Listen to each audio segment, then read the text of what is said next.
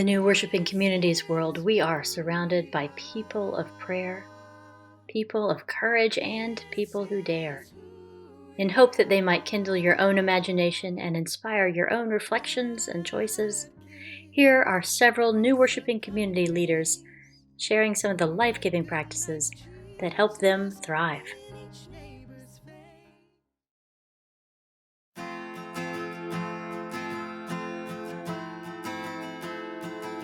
The question of self-care comes up a lot. I think this is extremely important for any new worshiping community leader. As a newer leader, this is your opportunity to set the tone and pace for your ministry life. I think that it is deeply rooted and grounded in a theology of keeping Sabbath. It's biblical. It's what we've been called to do. You do not get any brownie points for skipping Sabbath. So what do we need to do as leaders to let go of that and to say, no matter what is happening, a 24-hour period will be carved out for me to delight and connect and engage with God. I glean a lot from Pete Scazzera's work. He talks about being an emotionally healthy leader. That is something that stays on my shelf. I think that's really important. I also glean from a ministry here in Atlanta called the NAP Ministry. Tricia Hersey does an amazing job teaching us to stop and to take rest. This is what you are called to do. Something that was early on for me when I was doing more revitalization before this commonplace work was gardening. I figured if I'm talking about church planting, I should probably plant something. It was a beautiful experience to dig in the dirt, to take out the weeds, to plant new plants, to put seeds in the ground and watch them grow. Every day is like a little small miracle that new life sprouts up. Even coming here, my plants began to grow in ways I had not even imagined. So for me, it's all like a visual imagery of what it looks like to dig in the dirt, to play. And when I take the time to do that, I know that I'm nurturing myself and that things are growing without me even having to tend to them. So get this connection. What are you doing so that you're nurturing your soul? Some of you are artists, you're musicians, you're woodworkers, some of you are poets. Whoever you are outside of the church, this is your moment to create a ministry model that the existing church needs to see. Imagine that God might be asking you to say, show them what it looks like to live within your limits, to work the amount of hours that this ministry is called for, and sleep while God is nurturing life underneath the surface. And then you wake up and there's a new sprout or a new seedling that's coming up.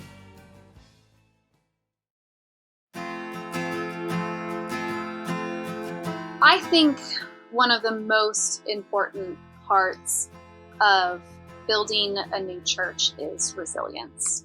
I think it's doing practices that help you weather the storms. You're not going to go into a space where there's systems set up, where there's expectations for you, where someone's telling you what to do. You're going to make all those decisions and you are going to see the consequences of all those decisions. Some are going to be rewards, some of them are going to be learning experiences. And so having things set up that help you build that resilience. For me, I see a counselor every month, whether I feel like I need to or not. I see a counselor every month. I have a very supportive family. My spouse is also a pastor at a large church, very different from us. And so he is an amazing conversation partner and support for me. And then our leadership team is also, we work a lot on building relationships and trust. And so they actually are people who I can go to and say, I'm struggling, or this didn't work and I'm really frustrated. And so building up your systems and networks so that your failures don't leave you on the ground sobbing, or at least they only do that the first couple months, and then you build up that resilience. But also trust yourself. There was one point where I read some expectation in a book about church planting, and it just haunted me. It stuck with me and it haunted me. You have to meet 30 people a day or whatever the high expectation is for building relationships and community development. I respect the research. It was an overwhelming statistic for me, and it was the way it was presented in this book was very heavy-handed and demeaning. And so I actually burned that book in my backyard. you got to trust yourself. You got to know what your gifts are. You got to know that, you got to know where your strengths are not. And so if you read something that just doesn't sit well and haunts you, you can set it aside. And you can lean into the things that are working. But don't let every voice be in your head. You cannot let every voice be in your head. You have to let the voices that are good, constructive voices and encouraging voices in there. I've worked at larger churches. Everyone wants to tell you what they think. Everyone wants a piece of the pie. Everyone has an opinion, which is important. You don't always have to be the person to hold all of that. And sometimes in a new worshiping context, you need an executive decision maker at the beginning to say, I've heard 15 things. These 5 are similar. That's the way we're going. And in some sense, it takes, at the beginning, someone asked me, like, how do you do this? And like, you sleep at night and you're still confident. It is belligerent confidence. I'm an Enneagram 8. It is literally belligerent confidence. And if you don't have it, you just got to develop it. You just have to build that up in you so that your energy can be maintained when things don't go well. I believe we are the whole human being, which consists of spirit, soul, and a body. So even though we are taking care of my spirit, I believe if we is taking care of your body and the soul, it is also taking care of your spirit. So I just love to work out and walking around the park. I just had a meditation time. I had a personal conversation with God, not just speak out something, just inside, just have a conversation with God, and as look around the nature and listening to the birds. And that's my favorite part for my spiritual discipline. My kids started asking me more things. My kids started turn teenagers. They started change the conversation with me. They started me asking things. In this moment, I'm started the relationship with a coach. This would be great for me because my coach started to be not just someone for helping me in clarify ideas for the church, but my coach, Pablo Rivera, at this moment is my friend. Another thing is helping me in this healthy care. I have good friends. I started to make friends, another pastors, another background, but this relationship, the friendship, talk about the church, talk about the last things, I started to be part of the cohorts. This is really nice because sometimes it's hard you share your personal problems with the people of the church. Yeah, I find that these cohort groups I part in this moment, safe space for just tell the things happen with me. This brings me more clarified mind about things I need to do, like stop taking special moments with my kids. I have friends helping me talk about the ideas, what they do. This is nice because in this cohort example, we tell your history, but you hear another pastor. We started to do this accountability. To say, okay, what's happening in life? You did different things this week. You make this promise. You make a difference. At the same time, you start to ask people. The people start to ask you. It is helping you not just to make a decision, but you keep it going.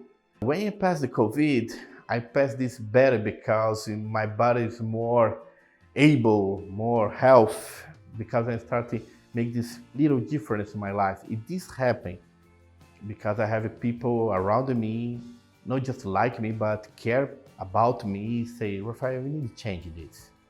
It's hard the first month of the year, but it's good when you see the results in your life, in your family, in all the things you do. As a new worshiping community leaders, there are a lot of demand, and the community needs their point leader. And sometimes, like, if I don't pay attention, is my focus will be, which is not bad, about the community, but then forgetting about myself. I see self-care as the metaphor of a reservoir. Like if a reservoir is filled with water, then it starts overflowing, then it really spread into that community. But if the reservoir is empty or low, it will be difficult even to provide to the community. So when I think about that metaphor, it has helped me to set some boundaries where I have time that I dedicate, for the new worshiping community, but also I have time when I take care of myself. And there are different ways that I do it, either physically or spiritually. For instance, one of the ways that I take care of myself is I like music, so I spend time in my small studio and do some music. Or like nowadays, I walk a lot in the neighborhood, so it's kind of refreshing my mind. I go and do CrossFit to take care of my body. And spiritually, I have some app where I listen to some meditation and have those quiet time.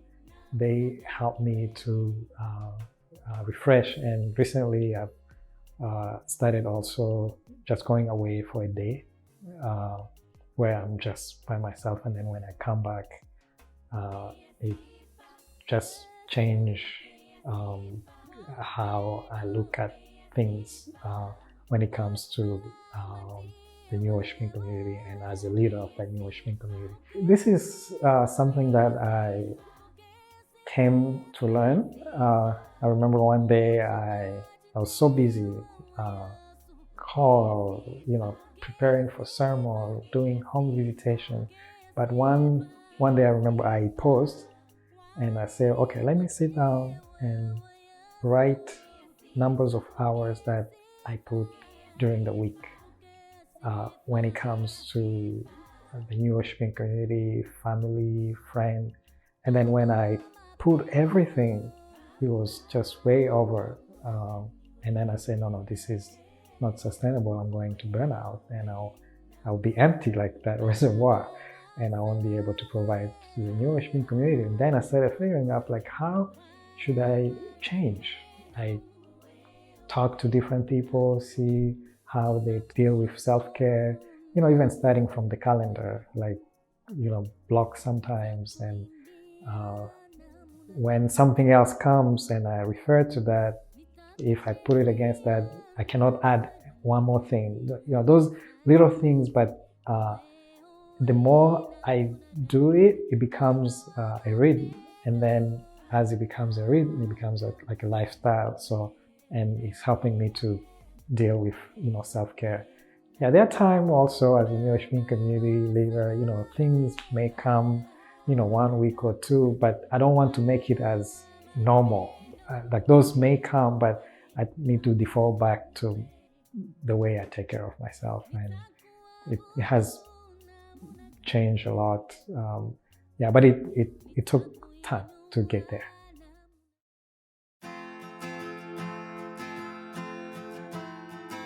Self-care is critical in this work. It's a drum that we beat in traditional and non-traditional church, Sabbath keeping, etc. Remember the Sabbath and keep it holy is the one commandment that we seem to be able to ignore with abandon, especially as pastors and church leaders. I root myself in this simple notion. I am called not to be a pastor, I am called to be me. And part of that calling is to be a pastor. Part of that calling is to use my technical and audio experience and expertise for the world. Part of that is to be a father to my children, a husband to my spouse, a son to my mother, a member of my community, a voting citizen of the United States of America. All of these things are part of that calling. I think often as church leaders and as pastors, we confuse those things and let the pastor eclipse everything else, and then leave our families and our communities, our children and our relationships behind. they've got to be there mutually. They've got to be able to enrich one another. If they can't, then something is out of sync, and we've got to take that deeper look at ourselves.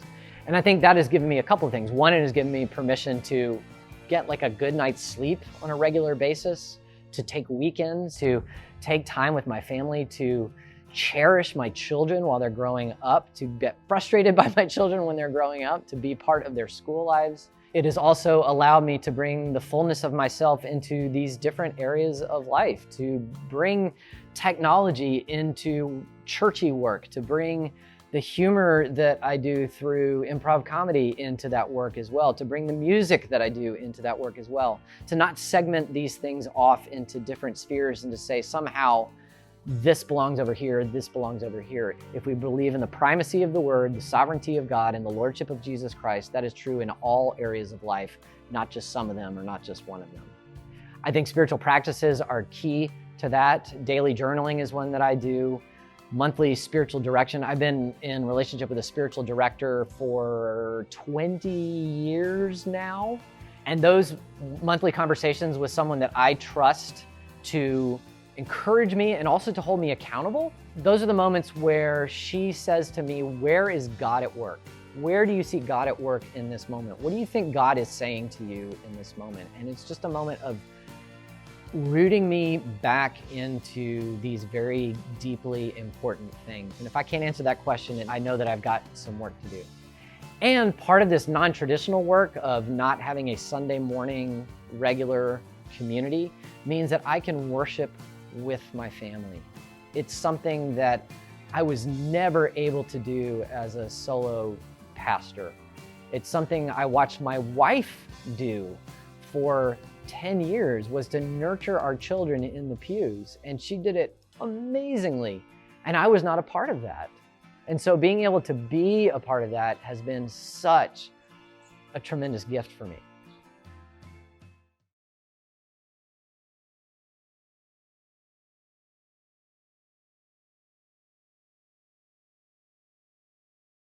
Here are some reflections from new worshiping community leaders who have had their own moments of recalibration and who are willing to share some of the practices, some of the habits that they have taken on that lead them to flourish.